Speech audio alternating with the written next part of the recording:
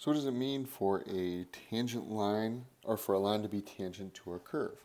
Well, if I go ahead and I draw a curve here,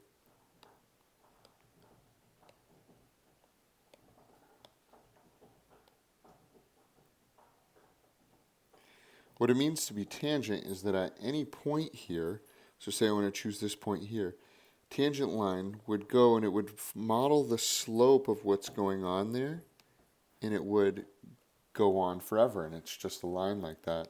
If I were to choose a point here, it would change, the tangent line would look slightly different, and it would look something like this.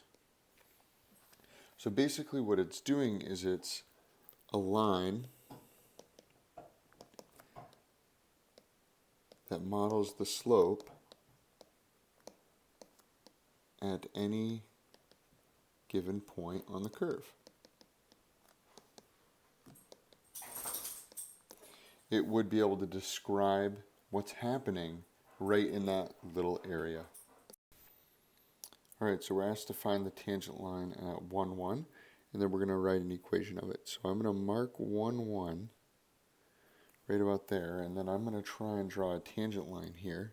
And the tangent line looks like it goes kind of up like this. So it looks like it's going to go through that 1.5. And it's going to go all the way up here, and it looks like it's going through 3.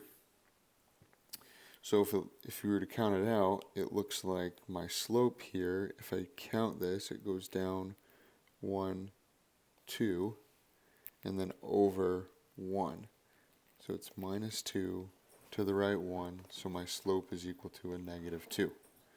So if I use point slope form, which is y2 minus y1 equals m, x2 minus x1.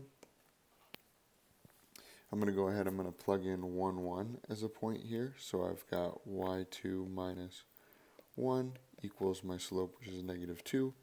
And then I've got x2 minus 1. So this is going to be the equation of the line that is tangent at that point 1, 1.